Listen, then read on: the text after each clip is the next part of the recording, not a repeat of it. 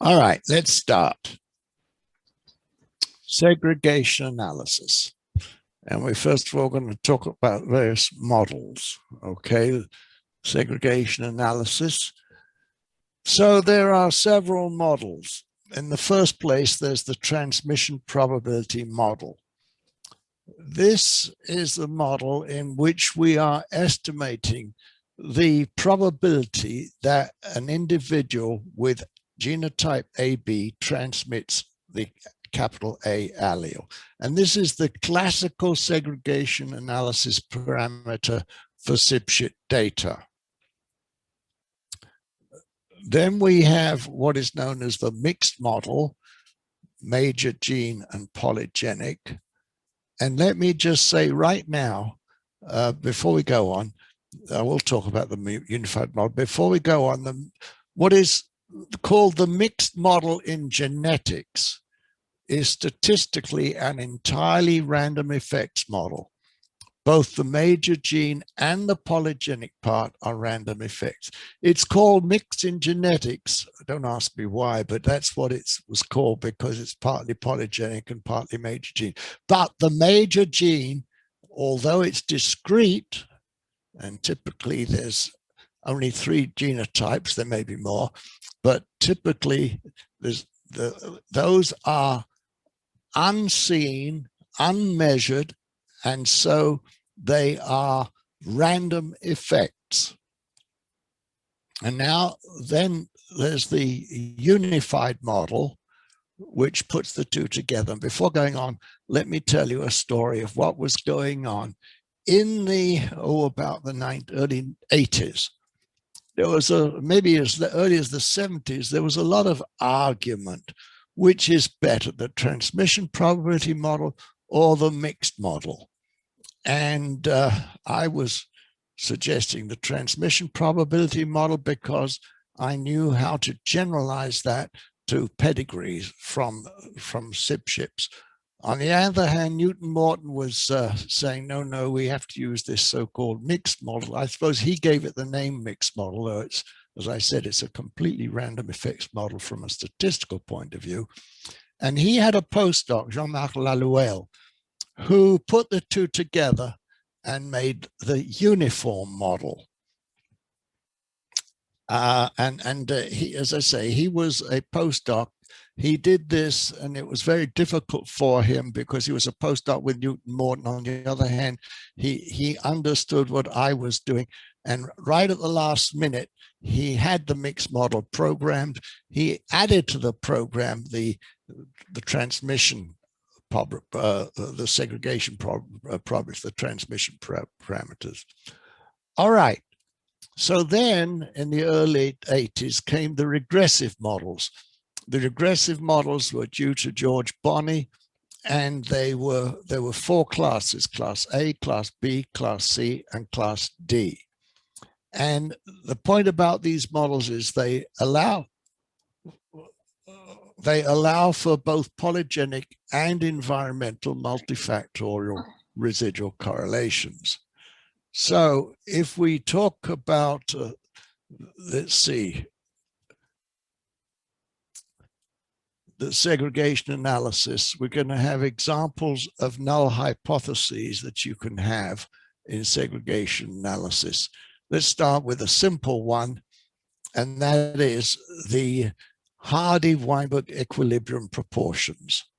I use the symbol Greek letter psi for a frequency. So psi AB is the frequency of genotype AB. If we have Hardy-Weinberg equilibrium proportions, then psi AB has to equal twice the square root of psi AA, psi BB, the product of the homozygotes. And you can see that very easily if we use the allele frequency Q for A and 1 minus Q for B. This is saying that 2Q times 1 minus Q is equal to Q times the square root of Q squared times 1 minus Q squared. And you can see that's true. So if that is true, that null hypothesis is true, we have Hardy-Weinberg equilibrium proportions. No transmission, or if you like, no differential transmission. It doesn't matter what your what the parental genotype is, they all transmit the same thing, is given by the 3 transmission probabilities for 2 alleles at one locus being the same as the allele frequency Q. And the Mendelian is where the probability that a capital A individual transmits the A allele is 1. The probability that the heterozygote AB transmits an A allele is 1/2, and the probability that the BB transmits an A allele is 0. Together with Hardy-Weinberg equilibrium, these two are special cases of the transmission probability model with homogeneity across generations. So I'm stressing that that is homogeneity. So when we talk about these no transmission, we may have homogeneity across generations, or we may not. Now, before we go on, I want to tell you a story. If you look, you see that reference, Haber et al., 1994. Haber was a postdoc of mine. He did a bunch of analyses. These weren't all segregation analysis. I can't remember now what they were, but he did a real large number of analyses of his data. There was a reviewer who wrote, "This is S.A.G.E gone awry. You should only do 2 or 3 analyses." That's what the reviewer wrote. This is absolutely wrong, and it made me furious. Perhaps you should only report 2 or 3, but if you know little, you should do lots of analyses. And because I was so infuriated, I made sure that every analysis table was published. So if you look at that paper, you'll see all the different analyses that were possible. I think this was just SIB pairs or SIB ships or something, as I recall. But the point is, the less you know, the more analysis you should do. Reporting 1 or 2 or 3 is okay, but you should do much more. Now, let's look at some other models. There's the general model in which the transmission probabilities can be anything between 0 and 1, all 3 of them. We have what we call the TOR-AB free model, in which we assume the heterozygote TOR-AA, the probability that transmits an A is 1. We assume that, well, this doesn't look right. Oh yeah, sorry. We assume that the BB, the TOR-BB is 0, that the BB individual does not transmit any A alleles. And then we assume, therefore, we allow the heterozygote AB to transmit, we allow it to transmit the A with any probability from 0 to 1. Now, if you allow all 3 probabilities to lie anywhere at all between -infinity and infinity, this is unbounded. So those are 3 models that we can test.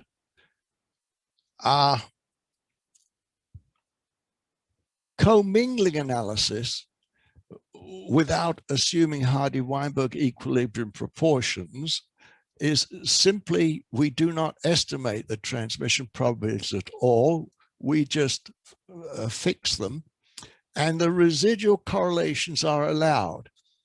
In fact, not only are they allowed, but they're necessary for commingling analysis of binary traits. And why is that? Well, if you think about it, if you have a binary trait, a mixture of Bernoulli distributions and a single Bernoulli distribution are identical. So you have to put in some correlations if you want to do commingling analysis of a binary trait. And the default values are that the parent, there's no spouse correlation, and the parent offspring correlation is the same as a SIB-SIB correlation. And that's the usual polygenic model. But the nice thing is now, and we're going to talk a lot about it, we can allow, to a certain extent, for ascertainment. So, S.A.G.E models for segregation analysis. First of all, let's consider quantitative traits. We've got regressive models. We have the finite polygenic mix model, and for binary trait, we have the regressive multivariate logistic model and the finite polygenic mix model. And we can also have a binary trait with variable age of onset. Now you may ask, why don't we just use survival analysis for a binary trait with variable age of onset? Well, survival analysis assumes that eventually everyone will die. When the endpoint is disease, not everybody is susceptible, and so a mixed model fits much better. When we discuss the theory more on day 4, I'll explain why it's not advisable to use the regressive multivariate mixed model unless the familial correlations can be ignored. So, but for now, we're going to talk about those. Those models are possible, and it might be quite useful in some situations. So let us talk first of all about the regressive models, just briefly. These were developed by George Bonney, and this is the idea. Let us use RMGM to mean the residual from major genotype mean.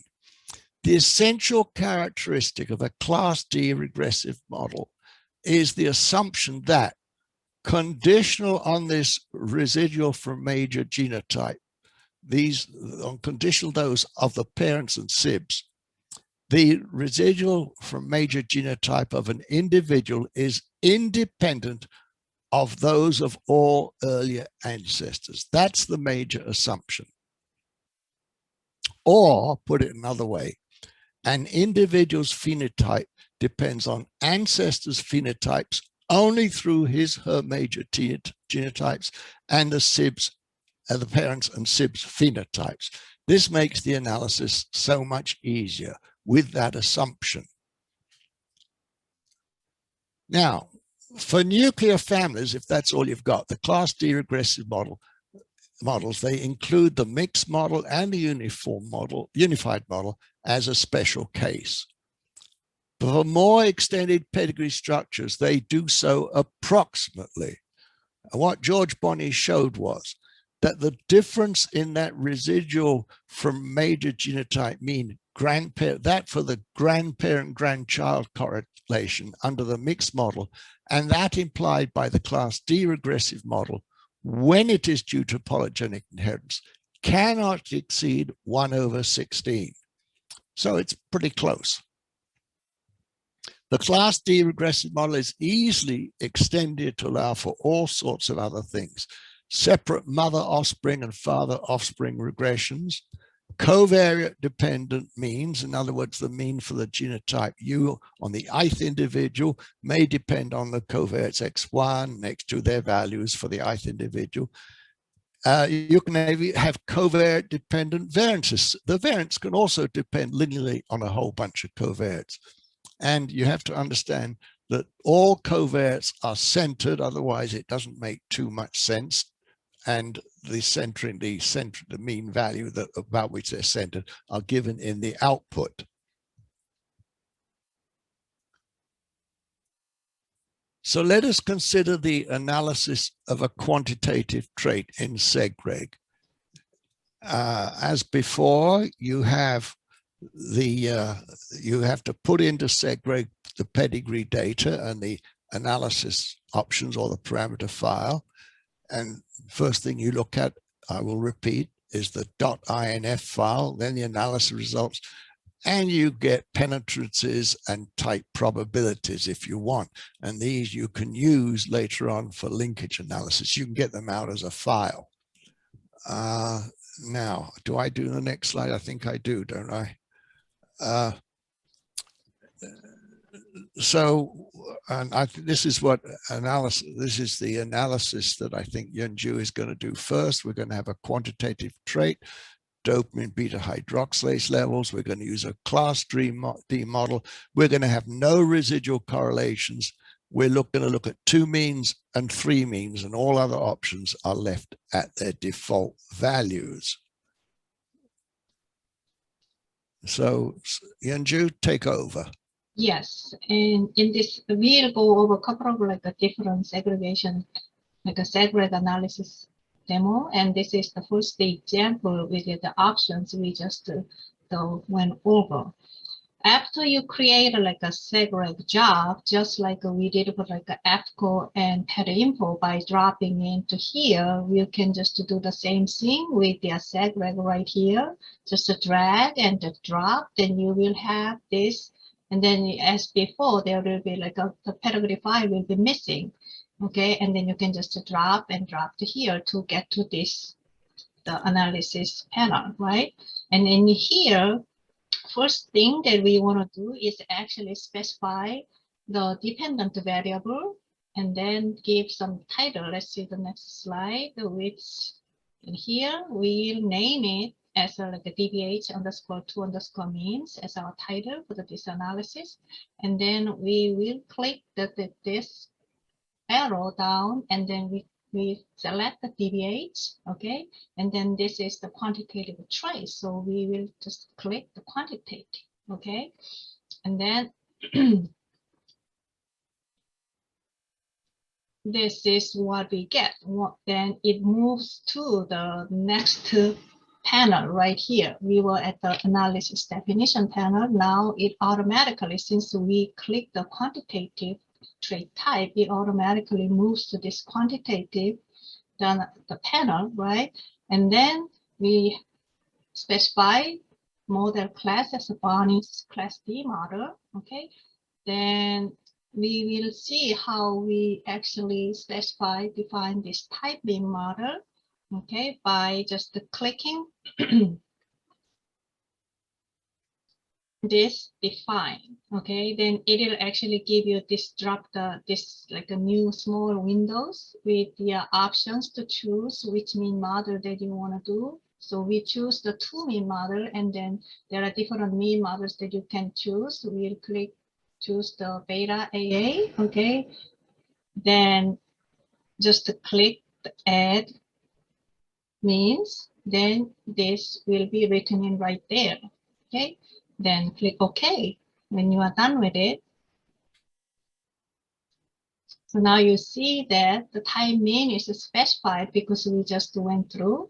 And then let's see the transformation model. In this example, we are not specifying the transformation models, but just to see what we have by default, you can just click the define right there.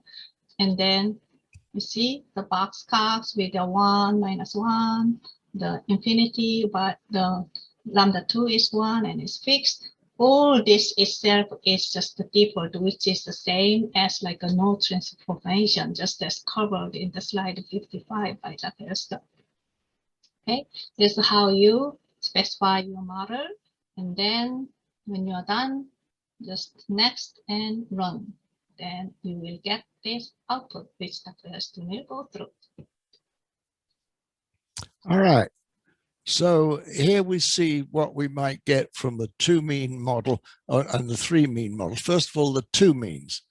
So look at this carefully. The top half, the first column says the option, no transmission, Mendelian or general. Those 3 are homogeneous in the sense that they are the same from generation to generation. Then there's the TOR-AB free, which is not homogeneous, and the general model, which is not homogeneous. So the difference between the homogeneous general and the general is the general is very general out for anything just about, and the homogeneous general is a submodel, if you like. So there you see next, you see the log likelihoods, and then you see minus twice the log likelihoods. And you see a Kaike's information score, Kaike's information criterion. Now let us look at the bottom half of the table. This gives the likelihood ratio criterion above the diagonal and asymptotic p-values below the diagonal. The rows are the null hypothesis, whereas the columns are the model under which you're testing this null hypothesis. You can think of it as the columns as the alternative hypothesis. So these two numbers indicated in red, you can see that the what we are doing there, we're asking if the homogeneous Mendelian model is whether the homogeneous Mendelian, we're testing it under the homogeneous general, the row versus column, you see, and it's telling you what the log likelihood is, and it is also telling you the p-value, 0.05. So clearly it doesn't fit. And you can read the legends carefully and be very and read them, because it is telling you what you're assuming. And down the bottom you can see it says, because bounds placed on other parameters in the model used may result in a number that is different, you are cautioned to check that these numbers are right before quoting the corresponding large sample p-value. In other words, it's telling you that you have these are what you think you have. You need to check all those things. In particular, if you look at the last column, the general, it tells you in brackets what are the number of parameters, the difference in number of parameters between the two models. But if you have some bounds somewhere else that SEGREG doesn't know about, then it won't be the same. But as long as these are, you don't have that, then you're, at least asymptotically, the p-value will be okay. All right, let's look at the next slide. And this is the three means additive model. In other words, by additive, we mean that the heterozygote mean is halfway between the two homozygotes. Remember, that's not the same as codominant.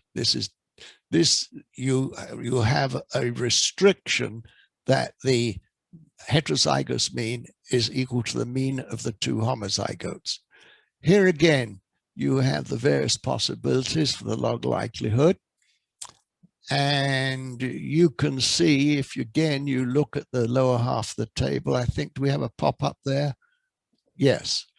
You can see that if we test the homogeneous Mendelian model under the homogeneous general, that's what says on the row, homogeneous Mendelian, column homogeneous general, we see that the log likelihood, is it log likelihood, twice log likelihood? I'm not, oh, it's the likelihood ratio criterion. The likelihood ratio is 13 and the p-value is 0, so it clearly doesn't fit at all. So now let's go on and we'll look at a segregation analysis for model for DBH, a class D, and it says three means additive, one variance, no spouse correlation, parent offsprings. This all comes out and tells you, so you know what you've got. And now we're going to do a Box-Cox transformation, and we're going to assume Hardy-Weinberg equilibrium, at least and we're going to look at the homogeneous Mendelian model. And as before, we have 124 constituent pedigrees. So this is what comes out. And you can see every parameter has an estimate, and you can see those estimates in the second column, and their standard error. We also print the numerical first derivatives. Remember, this is supposed to be a maximum we're supposed to be at. Therefore, the first derivative must be 0. If any of these first derivatives is far from 0, then you know it hasn't maximized for some reason. And it's telling you about, in the last column, it's telling you about all these. It could be that the parameter that is independent, or it could be, and it could be a part of a function. In this case, we're assuming the heterozygote is the mean of the two homozygotes. So there's a functional dependence there. The others are telling you the residual correlations are fixed at 0. And all this is information. Look at the last column, the last 3 lines. It tells you these transmission probabilities have been fixed at 1, 0.5, and 0. That is basically the Mendelian values, okay? And it tells you below what the log likelihood is, what the minus twice the log likelihood is, and it tells you also the AIC, the Akaiki's information criteria. And you now see here for model class D, you see 3 means, additive, 1 variance, no spouse correlation, parent, offspring, and subset correlation equal, Box-Cox transformation, Hardy-Weinberg equilibrium, and it's saying the here we have the heterozygote, the transmission probability of the A allele from the heterozygote is anywhere at all. And what we get now is 3 means with the TOR AB free model. If you'll bear with me a minute, I want to catch up. That's slide 80. I'll get that one on my screen. Okay. So this is just letting the TOR AB, the probability that an AB genotype transmits an A, letting it be free. And if you look, we have estimates, parameter estimates in the first column. And we've estimated, let's see, lambda 1. We've estimated lambda, we fixed lambda 2 at 1. And we notice that the estimates of the transmission probabilities, if we look at them carefully, we notice that they are 1, 0.44, and 0. It suggests Mendelian inheritance. Okay, now look at lambda 1, and you'll see its estimate is 0.08 with a standard error of 0.07. In other words, it's nowhere near significantly different from 0. 0 would be the log transformation. So this is information. This is telling you that if you were to estimate lambda 1, it would be estimated almost as though you have a log transformation. Later on, we'll see what happens when we do have a log transformation. And we'll see that for this particular model, with this transformation, and you're estimating those parameters which suggest Mendelian inheritance, the AIC score is 243, 2.23. Okay. There is a question. What is the reason for TOR? It's gone. Do I have to look in chat? I'll see what it says. Somebody is afraid to say who they are. No, not hearing me. Okay, I can read it. What is the reason for tau AB to be free, assumed to be away from 1 and 0.5 and 0? Well, you're trying to test a null hypothesis that they are 1.50. So you have to have a more comprehensive model or alternative under which to test it. Okay, so we're going to estimate it and find out what it is. So that's the reason. Let me see. I don't know if that's clear, but if you won't speak up and show your lips, I don't know what's going on, but that's my best explanation if you won't talk up. All right. And I think what Ching is getting at is, you know, what you said, Robert, that why would you do it? Well, you do it so you can test to see if I let it free, is it really much better than if I fix it? That's right. The other part of the question, I think, is probably why not let all 3 of the TAWs be free and estimate all 3 of them? Well, that can be problematic. Right. You won't have a homogeneous model, and all sorts of weird things may happen. I mean, you would love to do that, but it is sometimes you will find. Remember now, what we're trying to do here is to imitate the classical segregation analysis. And in the classical segregation analysis, there's only one parameter was estimated, and that is the TOR AB. So we're trying to imitate that here, okay? Now, we can also get the variance-covariance matrix out. And what we have here is just the beginning part of it. We have the mean AA, mean AB, mean BB, and the variance. And we have, if you see along the top and down on the side, you see we have, this is not a 4x4 matrix, but we've only looked at the 1, 2, 3, 4, the first 4 columns. Is that what? Yeah. And there's the whole, you've got the whole variance-covariance matrix as estimated now by double differentiation of the likelihood surface. Okay, you can get, now when you get the variance-covariance matrix, you can specify what bits you want. And sometimes you don't want all of it, you just want certain pieces of it. And this is what we're interested in here. Now, let me see where I am.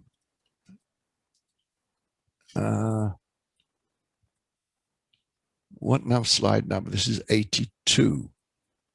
I need to go down a bit here. 82. All right. So let's compare the 2 and 3 mean models. All right. And we've tabulated here what you get for the 2 means and the 3 means under different alternatives. So if you look at the 2 mean model and you estimate lambda 1, you'll notice we had as before, the lambda 1 was 0.00. If we estimate it, the top line, and with a standard error of 0.07. Or we can fix it by taking the log transformation, but fixing it at 0. And once we do that, we see the AIC, it becomes the smallest, it becomes slightly smaller. Why? Because remember in the S.A.G.E A information criterion, what you have, although you have maximized over more parameters, when you do, if you estimate lambda 1, you're estimating more parameters, but you have to add a penalty because you're estimating that parameter. If we assume it's log, we get a smaller likelihood. Now, those of you who are statistically very, what shall I say, pickety, you might say this was a data-guided hypothesis, and it is. Nevertheless, we're going to go ahead with that. If we looked at the square root or no transformation, we'll see that the S.A.G.E information criterion gets bigger. It's smallest on the assumption that you took log transformation, but it doesn't account for the fact that this was a data-guided hypothesis. I will admit that. Sometimes you have to be pragmatic. If you look at the 3 means, then you will find that there again, the log transformation gives the smallest AIC, but compare that with the one above, the 23.16, and you see that the one with 2 means is smaller. Okay, so that would be the one that you would pick. All right. Other SEGREG options that you can have covariates to the mean. You can have residual family correlations. You can have some kind of ascertainment correction. and you can also do lots of other things, as we'll see as we go along. So those are the main things. And I think at this point, you are going to take over, Yunju, am I right? Yes, I will just briefly show the way that how to specify other options that was just that we just listed out, but especially the one that like a mean covariates. Okay, it's just the same thing as before, how we specify the type means before. It's the same thing for the mean covariate. You just click the define right there. Okay, and then the small window pops up. Okay, and then right here you do choose the covariate name by clicking this. Okay, and then add covariates. Okay, this. Okay. Let me just Now, say something, if I may. yes. Yes. You'll notice there was a possibility to say fixed. You could give it values and say, oh, that's what I want. But here we probably want to find out, let them be estimated. But if you did know, you could fix them. Okay. Yep. All right. By just clicking right here and then give a value, then you are just fixing your covariate value, right? Okay, and then when you're here, you can just click OK. Okay, one feature that in here, let's say that you like accidentally click the wrong like a covariate, or that you want to change your covariates. One feature that you may want to know is to actually that you can actually right click this line. Okay, as you put your the mouse, you will actually see this tooltip, the select and the right click to actually delete. So then it will just go away, and then you can actually choose another covariate, or just don't choose any covariate like that. So that's one of the tips that you can, the useful features that the GUI has. Okay, now we are gonna go to the binary trait. Okay. So let's talk about segregation analysis of a binary trait. What I want to let you know first is that let me first of all explain what we do. First of all, what we do is we assume that conditional on genotype, the probability of being affected is the logistic function. We use the logistic function rather than the penetrance function. It is much more useful in general. And the logit of theta is a function of genotypes and covariates. And of course, as before, you can always transform. The estimates are on the logit scale. We have 1, 2, or 3 susceptibilities. Now, when we have a binary phenotype, susceptibility replaces means for quantitative traits. For quantitative traits, we talk about means, and for binary traits, we talk about susceptibilities. And we can use a multivariate logistic distribution to allow for multivariate residual correlations.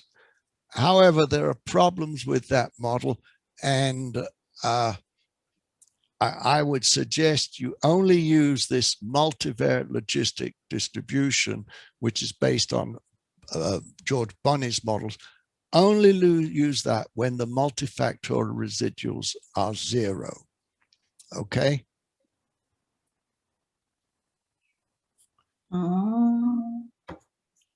Did I hear a question? No? All right. So instead, what we're going to do is use the finite polygenic mixed model. So the idea of the finite polygenic mixed model is, instead of having an infinite number of polygenic loci, the phenotype is a function of 2 separate oligogenic components, a major locus of interest, and a finite number of polygenic loci. So if you recall, yesterday we showed that just 3 loci with equiprobable alleles looks very much like a normal distribution. So it assumes, the model assumes that all residual correlations are due to segregation at these additive polygenic loci. Now, to understand this model, you need to know what we mean by polygenic number. The polygenic number is a latent multifactorial component in either susceptibility or age of onset that accounts for the sibling equal to parent offspring residual correlations, marital spouse residual correlations, and no other residual correlations are in the model. This is very much like the usual polygenic model, but the thing is, instead of having an infinite number of polygenic loci, you have a finite number, and typically you will have 3, and that makes the computations go much faster, and it is, you know, mostly what you need. We're now on slide 90. Give me a minute, please. What I should say is, when I said no other correlations, I mean no other parameters for residual correlation. Of course, there are other residual correlations. They may well be, but you do not parameterize them, which means you assume your model, as you stated, is correct. That's an assumption. We are now on slide 90. Age of onset. All right. Segregating loci causing a disease with variable age of onset imply genotypes with age-dependent penetrances. And one purpose of segregation analysis is to unconfound age effects from incidence. So in genetic analysis, once affected, always affected, i.e. no longer at risk. And the whole point is that because age is associated with relationship in most data, it is important to unconfound the effects of age when investigating how relationship causes disease. That's the purpose of segregation analysis. For example, supposing a person is unaffected at age 80, such a person is much less likely to carry the predisposing allele than a person who is unaffected at age 10. Makes a big difference. Therefore, age at examination must be allowed for in all analyses where there is variable age of onset. You must allow for that. So a binary trait with variable age of onset. This is equivalent to a bivariate trait. You've got a binary trait and a continuous trait. Think about it. You've got age of onset, continuous, and you've got a binary trait, and unaffected and unaffected. So it's just a bivariate trait. But the continuous trait is censored, because if a person is unaffected, we don't know the age of onset. It's just not there. So that's the difficulty. So because of the problems with regressive multivariate logistic model, we do not combine it with a regressive model for continuous trait. We'll see that on day 4. Or I'm going to describe that model here, I think today, I'm not sure. But we don't use it. We always, when we're interested in a binary trait with variable age of onset, we use the finite polygenic mixed model, FPMM. So what is the basic age of onset model? Now, we assume there may be persons in a particular population who, however long they live, will never become affected, and that they comprise a proportion 1 minus gamma of the population. Gamma is the susceptibility. And this susceptibility is the probability a person randomly selected from that particular population will become affected by age infinity. It's a population parameter. You know, when I first used this model and I was talking about ages that were started to be estimated like 300 years old, people got very upset. Well, that's the same as saying age infinity. It's just saying, it's just if the mean of those people is say like something like 290 or something like that years, then it's basically saying they don't exist. And you shouldn't worry about that. Now, we can have gamma equals 1 for a rare disease, but never gamma equals 0. Gamma, remember, is the susceptibility, the probability of being affected on the assumption you're susceptible. So we make no assumption about why a person's are not susceptible in the particular population. We don't know why. It could be genetic or it could not be. The reason could be completely environmental susceptibility, and that could be a function of genotypes and or environments or of a particular population. You have to realize that. But the point is that only susceptible individuals can have an age of onset, but they may die before this occurs, so they're truncated. We assume age of onset, possibly after transformation, follows a logistic density function. All right, just like we did for well, this is different now. This is the age of onset follows a logistic density, not to be confused with using a logit for penetrance. We just assume it's logistic because it's convenient, but we assume this would be true possibly after transformation, which is a fairly general kind of, I mean, it is an assumption, but you'd be hard put to it to find a age of onset distribution that cannot be transformed at all to something approaching a logistic with the variable power transformations. So there are 6 age of onset models. All right. First of all, we may have age of onset with single susceptibility that can depend on a major genotype locus alone or both major genotype and polygenic number. That's one possibility.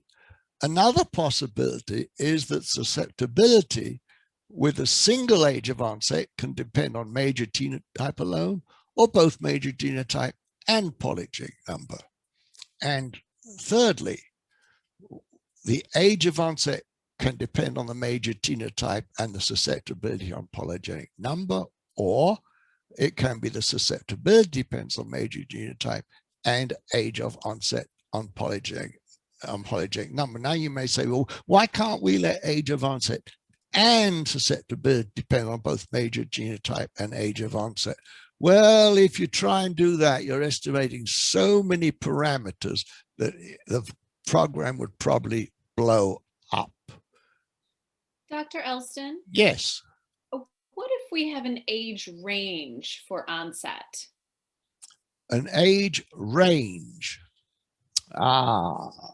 So onset occurs between 2 and 4 years of age. All these programs assume basically that the age of onset is known.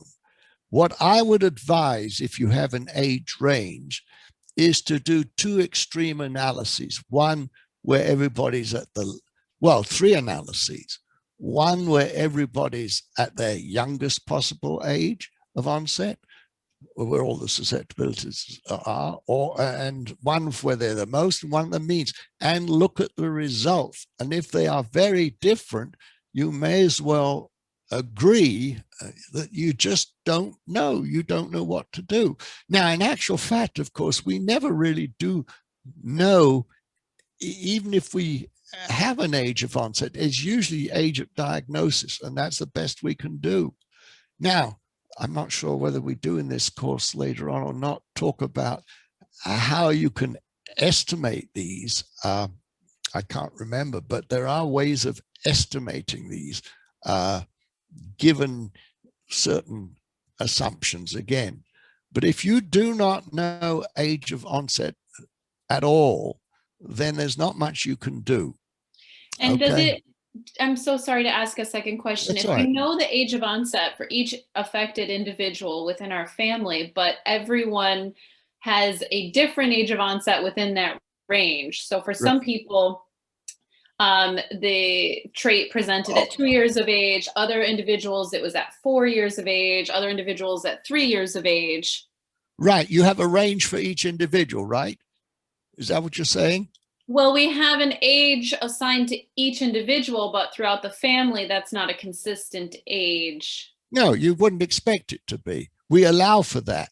But Okay. the point is, you have to have, if you say, I know really for this individual, all I know is the age could be between 52 and 56. And for this other individual, it must be between 48 and 52.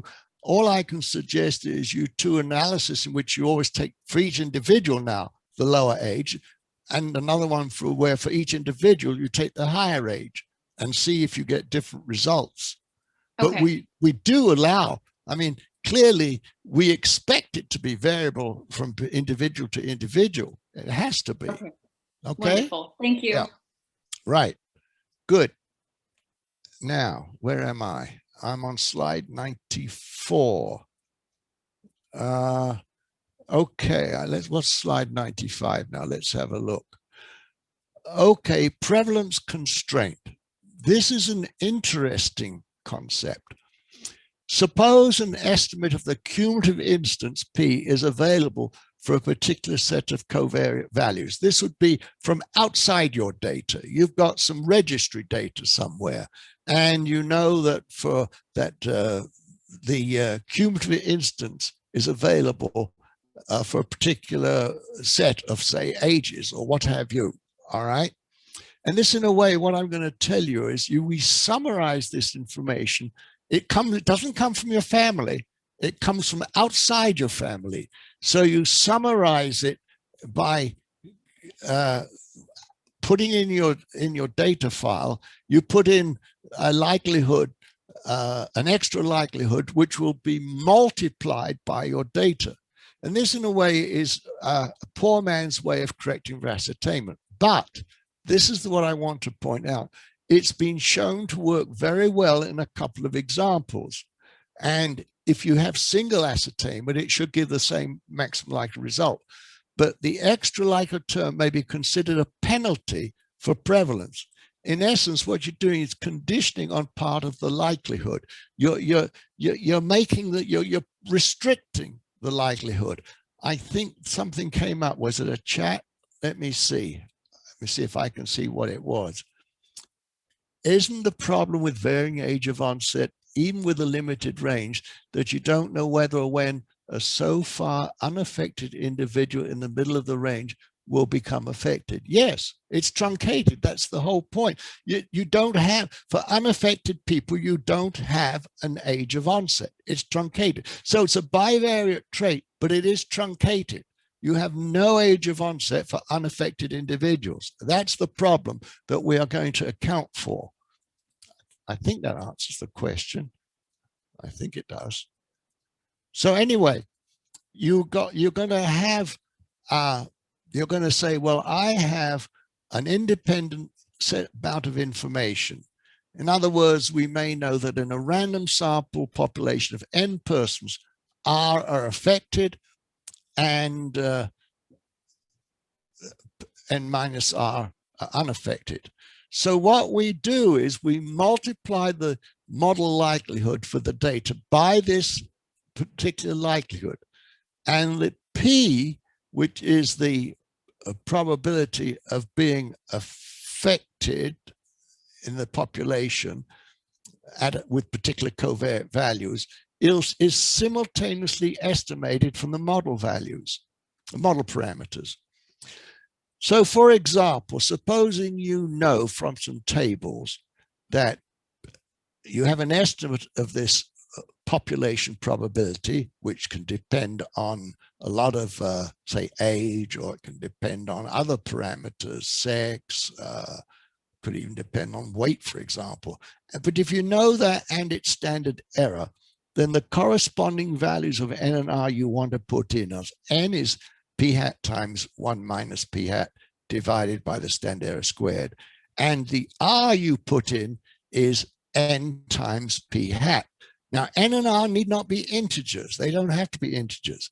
And what we have found empirically now in several data sets, the important thing is, what is the p hat? The standard error is not so important.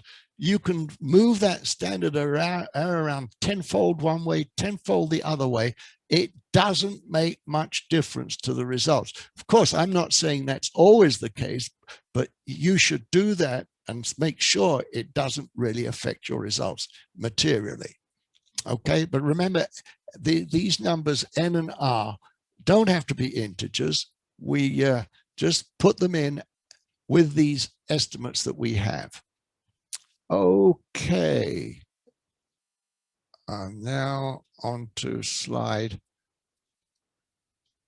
analysis of binary traits that with variable age of onset constraint, SEGREG. Let me see, is that where you take, no, not yet, I think. Not yet. No, not yet, no. So this is where we have a large family, and we don't know exactly how it was ascertained. And this is not atypical that you don't know how some data were ascertained. And they'll tell you one thing, for example, they'll tell you there's only one proband, and that's a lot of bunkum. Typically, what the people do, their first proband, which is really the index case, they'll call it the proband. But we don't know this. So it's one large Icelandic family segregating a particular disorder with variable age of onset. We've got this family, and there are multiple affected members for osteoarthritis of the knee, OAK, osteoarthritis of the knee. They were identified and collected, as were other pedigrees members, affected and unaffected. So we have have something like age of onset or age at exam, affection status, and genotype data were obtained.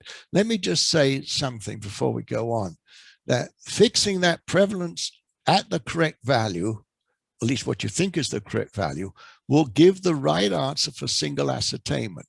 And that was shown in a paper by Wetty and Rao in Genetic Epidemiology some time ago. Did I see some chat question come up? Let me look, give me a minute. But for an individual, greater than upper bound on age of onset, you are confident they are permanently unaffected. Just a different kind of distribution of age of onset. Let me explain. In segregation analysis in genetics, once affected, always affected. If they're unaffected, they're just unaffected by that age. No, they're not permanently unaffected. We have to allow for that truncation. Very, very important. Okay, that's what we're trying to do.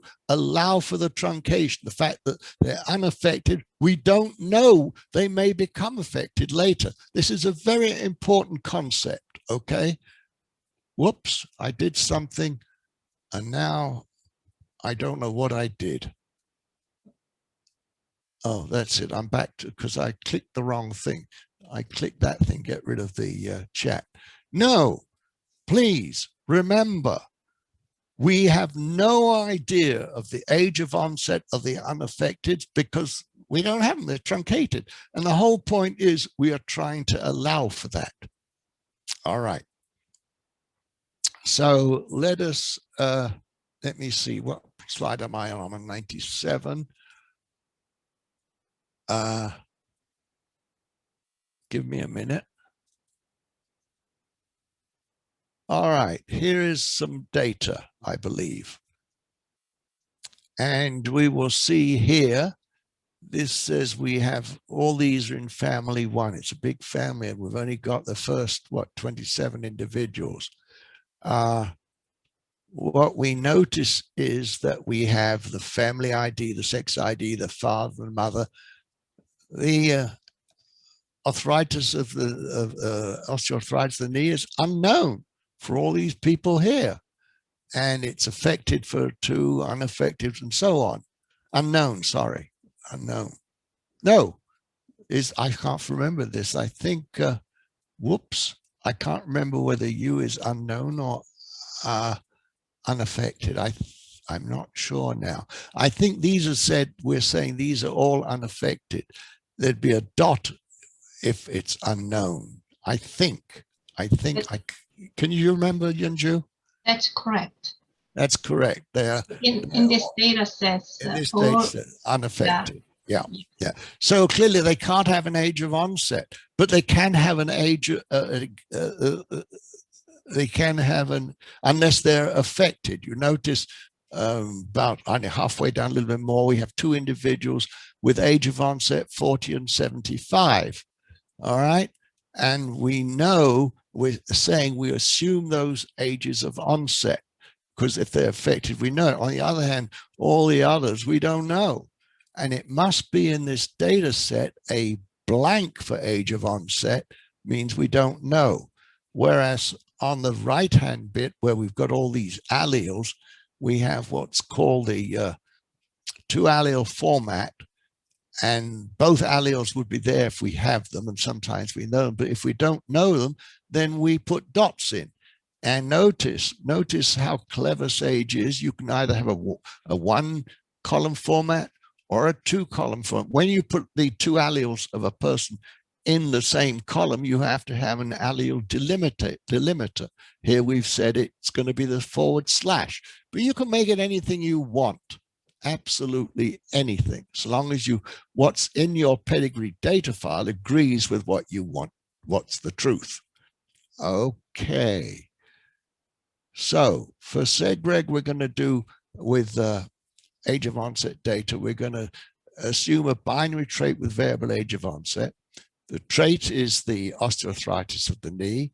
We're going to do, first of all, a one mean age of onset, quantitative, and two susceptibilities, a binary trait on the Logit scale. And the susceptibility depends on type, that is the genotype. We're going to do no transformation. We're going to try 5 different prevalence constraints, 70%, 50%, 10%, 5%, and 2%. And we're going to assume that age of onset and exam are basically one variable. Now let me get, what slide? That's 99.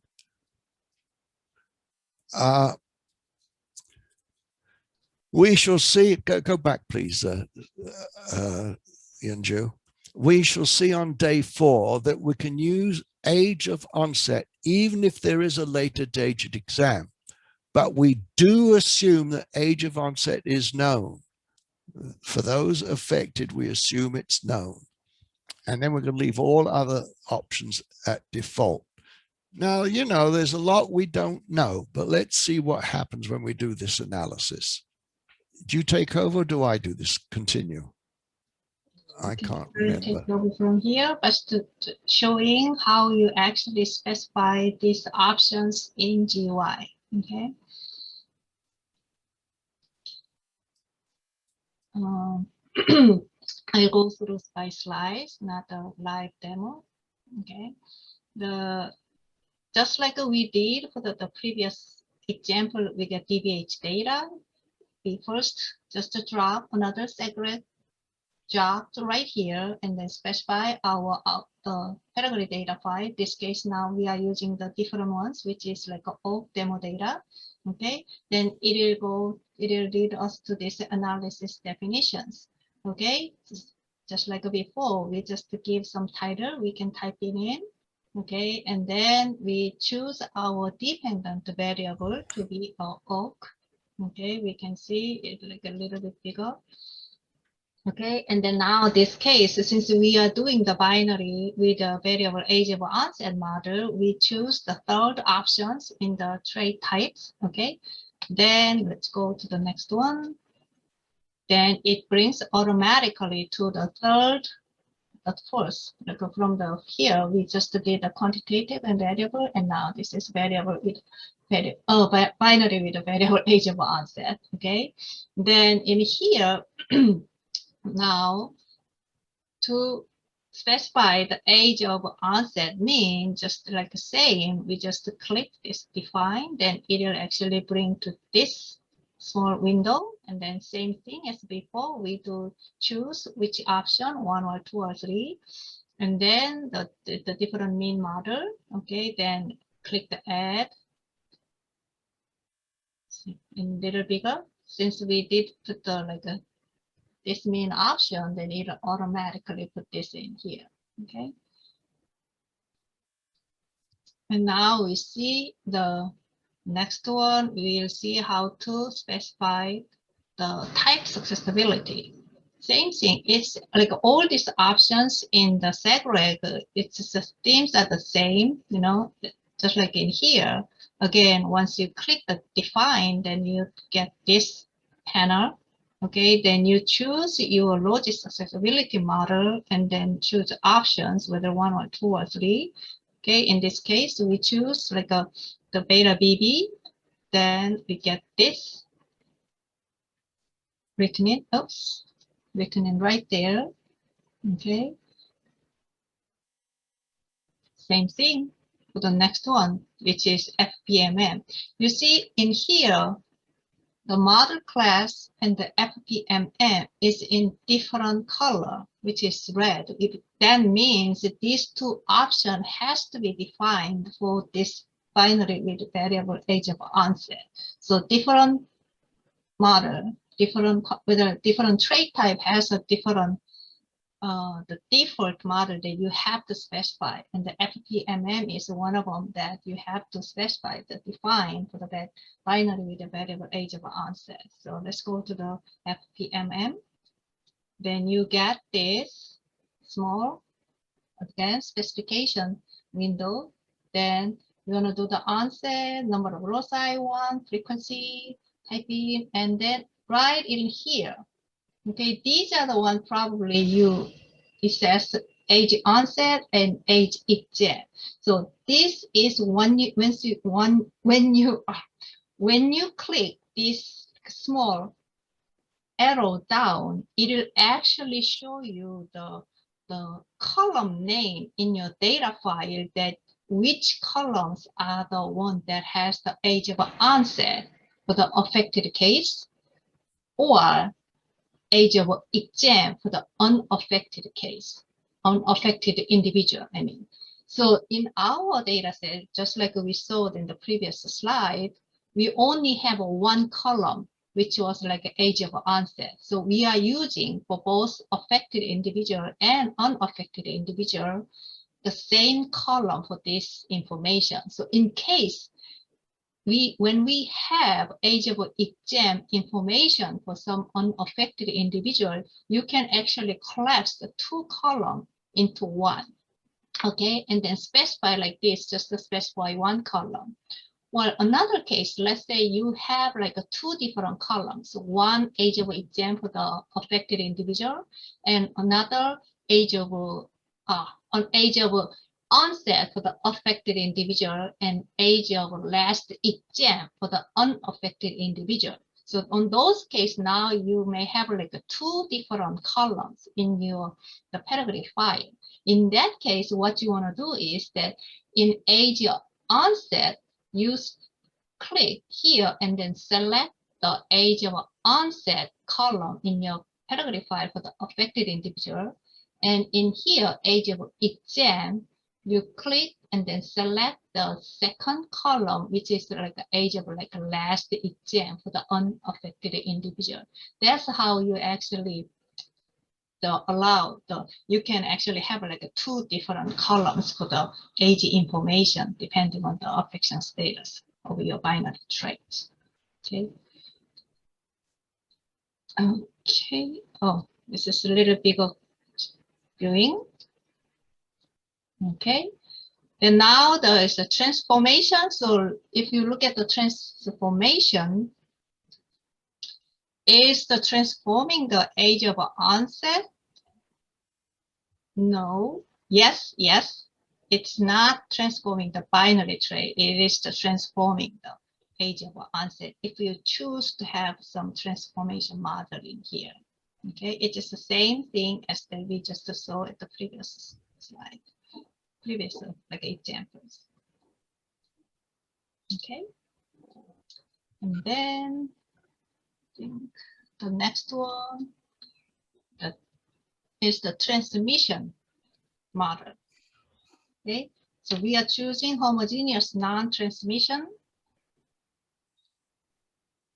Nothing, just by default, it will have that. We can just leave it there. Okay, and then next one, we talk about like a prevalence constraints.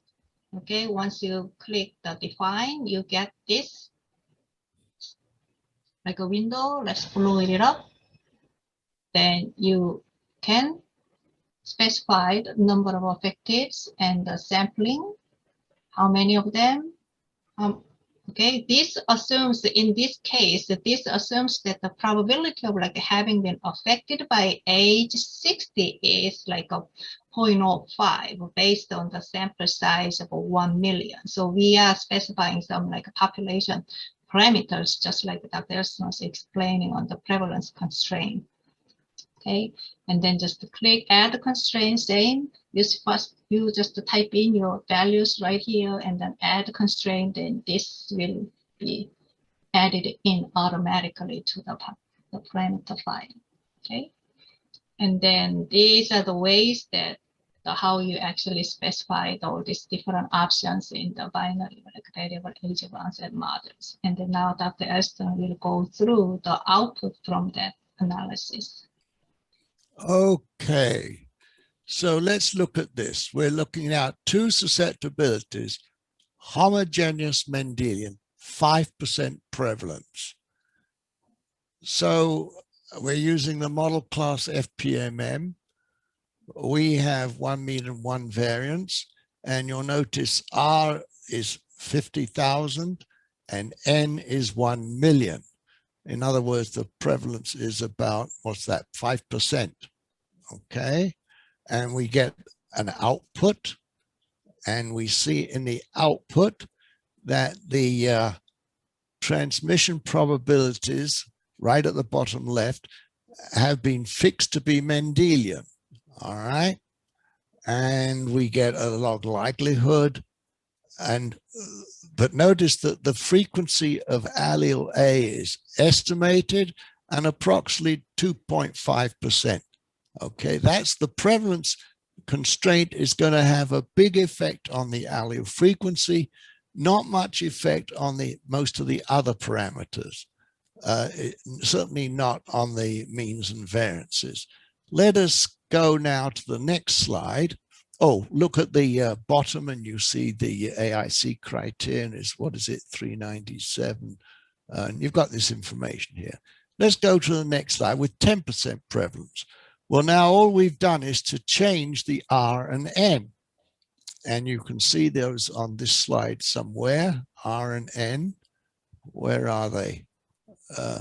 Now we say it's 10% prevalence, so R is 100,000 and N we're saying is 1 million.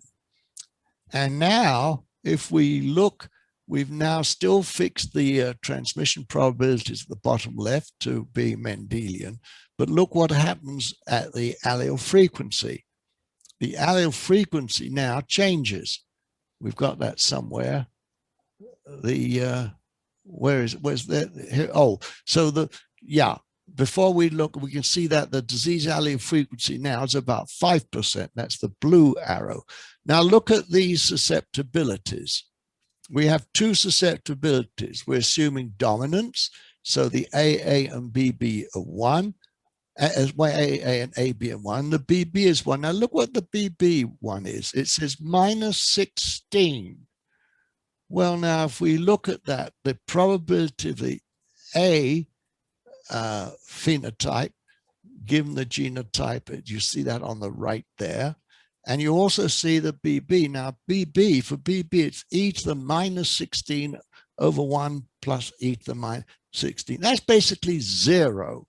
What it's telling you is it's just telling you have complete penetrance. That's what it's telling you.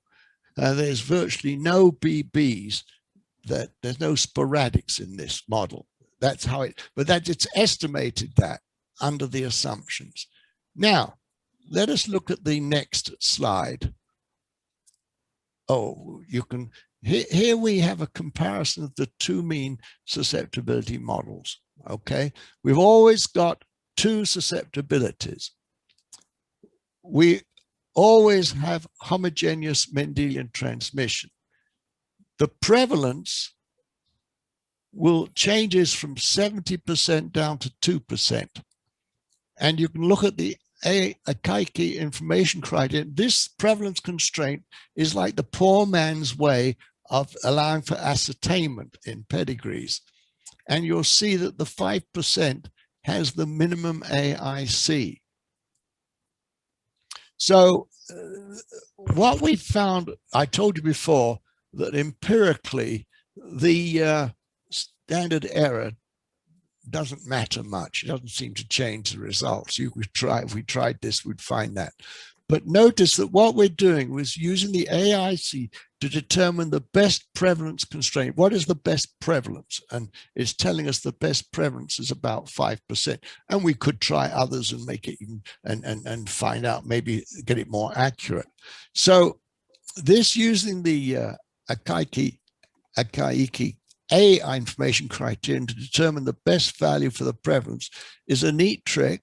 And I would like to suggest, if anybody's interested, it'd be worth a simulation study to see how generally this works well. I'm not sure, but we have found it to be often give useful results, and it will eventually could use it in linkage analysis and get linkage peaks. Now, I saw something come up in the chat. What was it? Let me try it. Robert, Ching asked, where is the age at onset? So maybe if you could go back to that previous slide and just show her where the age at onset estimate was up there at the age. Hold on, let me get rid of this chat box. So what we have, we said two susceptibilities, age of onset. Mean age of onset is 52.9 with a standard error of 3. Okay, that's what we estimate here. And my question actually is about when you said there's a 6 model of age onset, Yep. like age onset is a number, and then the susceptibilities, and then in the program, that's where is the 6 types. I don't know. You can try 6 models is what I'm saying. You can do more than 6 really, because you can either, there's basically 6 models you can try, and you can try all of them. And so what you do in practice, you would try different values of R and N, but to start off with, you would not worry about what N and R in, but only what R over N is, because that's the main thing you're doing. Don't worry about what the standard error is. You would try that maybe with a dominant model for age of onset, a recessive one. You can try all these possibilities, but you have to do them each individually. It's not going to come out and tell you, okay, this is your best model. You have to try each one and look at the AIC for it. Okay, that's what it's telling. 6 combination of R and N. So you're telling me I will come up with 6. What I'm saying combination of R and N, right? No. You would fix R, and you'd fix R divided by N, and then you would try all these different models. Like, you want to know, is there 1 mean or 2 means or 3 means possibly? And you want to know, is there 1 variance, 2 means variance? And you want to know, how many susceptibilities? Those are the different models. Okay. You would fix that to start off with. Then when you've decided you've got a reasonable model, now you want to vary this and see what happens. Okay. I notice you are estimating here that susceptibility for BB is basically 0. It's telling you, you've got no sporadics here. That's what it's telling you, okay, under this model. Now, there's so many things. Now, as I said before, there are lots of things you would want to try. You may only report a few of results, but the less you know, the more things you have to try. It can be a long process. And of course, I'm assuming that where you get this R over N R and N from is some registry. I'm assuming it's relevant for your population. For example, the prevalence of certain diseases depends on race. So presumably you've looked up the right race in your registry. Maybe Hispanic, maybe African American, what have you. There's no I'm sorry, there's no golden bullet that says, okay, just put all the data in and see what comes out. I'm afraid you have to explore the data. Okay. Yeah. And you explore it rationally in some kind of rational way that you think makes sense. If you remember, I think it was, wasn't it? I can't remember whether it was yesterday or, I mean, the last day, or it's going to come later on. These 6 models look different. And maybe we'll talk about it more on day 4, I think. But you have to understand, as I said before, as in the Haber date, there's lots of things you can do with SAGE, but you have to look at the results carefully and make up your mind what makes best. And I'm suggesting that the AIC is the best way to compare 2 different models if you can't test one as a submodel under as a hypothesis under a more general model. I think that's the best way of doing things. But I'm sorry, you can't just put your data in and say test all models. It won't work. Sorry. Okay. Yeah. Yeah. Okay, good. Thank you for the question. That's a very useful question. I think we didn't include the age on in this course, short course, but do you think that the question that age on? Yeah, probably age on would help. Exactly. Yeah, it estimates age of onset and things, and maybe I haven't thought about it, but you might be able to use that program to help you decide what kind of model to use. Yeah, but we're not going to go into that in this course. But by all means, in the manual, read about the program age on. Yeah, it's in the manual, page 79. Okay, thank you. And Robert, yeah, you know, I know you would always, I really like you saying you've got to think about what makes sense for your data. And when you and I were doing cancer segregation analyses, we were using models where we assumed that the genotypic effect was on the age at onset, not really on lifetime susceptibility, because there was previous evidence in the literature suggesting that families that had very strong history of breast cancer, for example, had earlier ages at onset of their breast cancer than women that didn't have a strong family history. Exactly. Yeah, so we used what we already knew to say, gee, it makes more sense to pick that set of models. So yeah, so I really appreciate you saying this to them. You've got to think about your data, as you made me think about my data when I was a young postdoc with you. Yeah, you've got to think about your data. And, you know, you will soon find out if your thoughts are wrong. You'll get stupid likelihoods and it'll just, they won't fit. You'll find some other homogeneous, more general model that says, no, you're nowhere near it. You just got to, think very carefully about what is known about the subject. Yeah, but that helps enormously. And if you don't, then you try everything.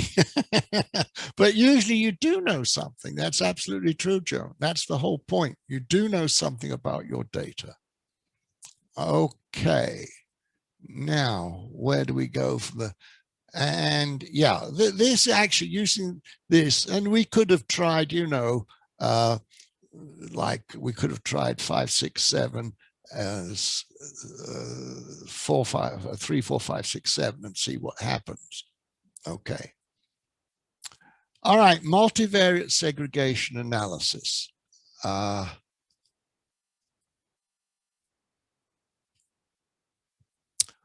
We assume all variables are quantitative. All right. And that doesn't mean to say they can't be discrete. Remember, the number of fingers you have is quantitative but discrete. But we do this multivariate segregation analysis in SEGREG or in S.A.G.E by defining what we call a composite trait, a linear function of a main trait and covariates. So, and the composite trait covariate coefficients can be simultaneously estimated to give what I have called pedigree discriminant analysis. Let me talk about this pedigree discriminant analysis. What is it? And I have several papers. You can read these papers. Probably easiest if you read the last first. But the idea is to assume a Mendelian model. You assume dominance or codominance or whatever, and then ask what linear function best fits the model. All right.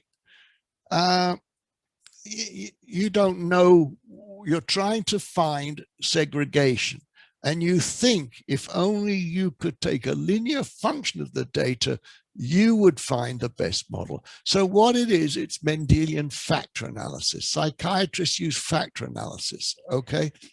And so you can say, instead of saying what accounts for most variability, what accounts for, what best linear function accounts for Mendelian segregation?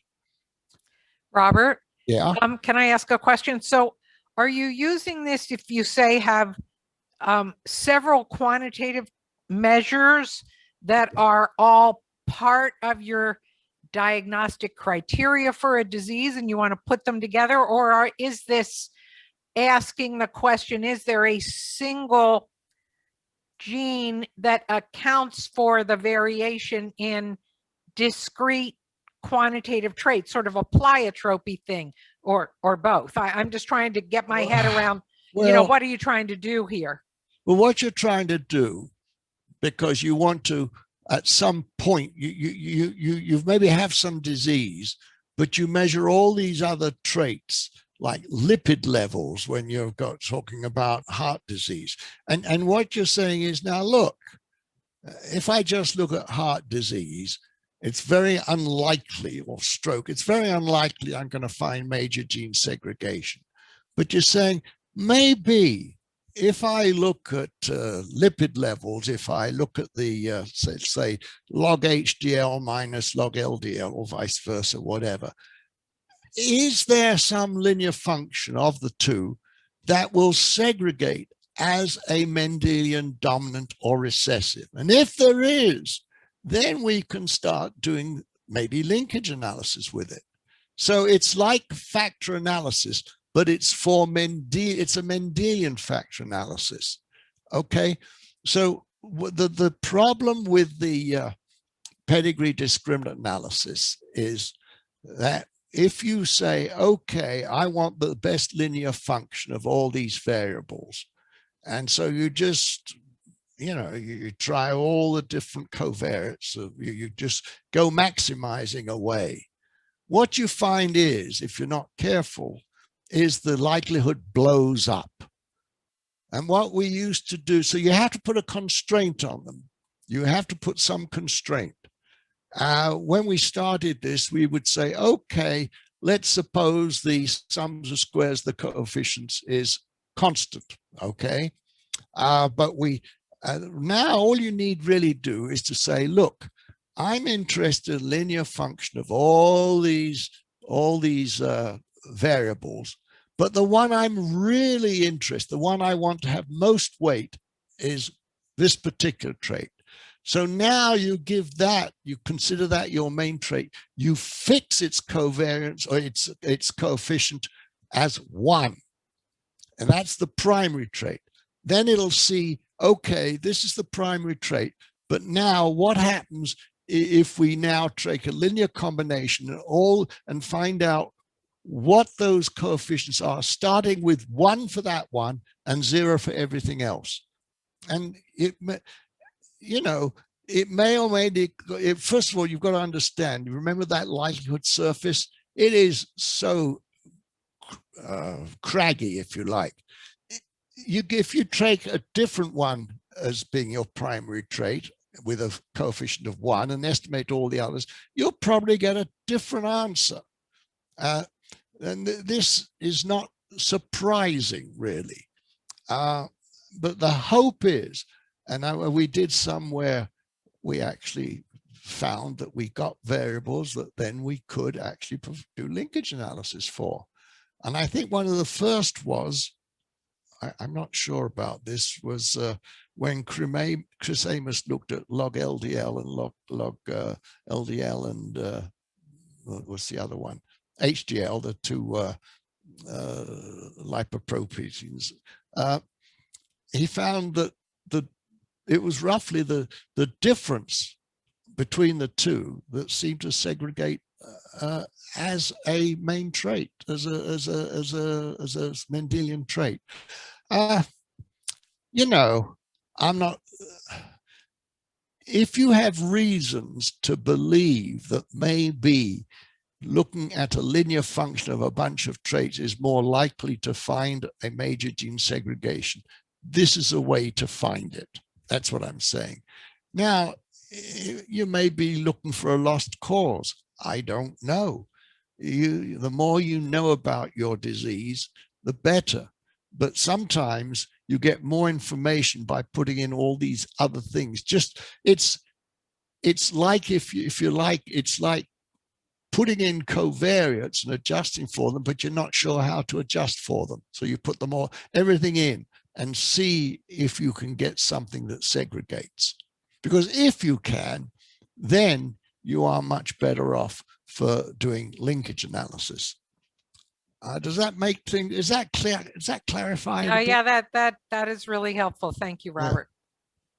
Yeah. And you notice that the mean and variance covariance can also be included in the model with certain restrictions. In other words, you can assume that they have covariates for the mean, covariates for the variance and all things. You've got to be careful, though, that you're not putting in so much that the likelihood goes to infinity. That is one of the problems with this. But it can be done, has been done, and has led to useful results in certain situations. I'm not going to say you should always do it, but if you know enough about your trait, enough about the physiology that you think you might be able to find major gene segregation this way, then try it. Okay. And now we're going to take a break by the looks of it. What is the time? The time is 2:54. When is the time supposed to be? I can't remember. Yeah, we are 5 minutes late now, so we are supposed to take a break from 2:50 to 3 o'clock, which is 10-minute break. But I think we have like a 5-minute break and come back at 3, or a 10-minute break and come back at 3 o'clock. Well, that's good. You're asking questions. Thank you, Joan. It's good you asked these questions. Well, now we're getting somewhere about on time. So let's come back at, you say 3 o'clock, right? Yeah, I mean, we can take a 5-minute break and come back. Yeah. Okay. Thank you, everybody.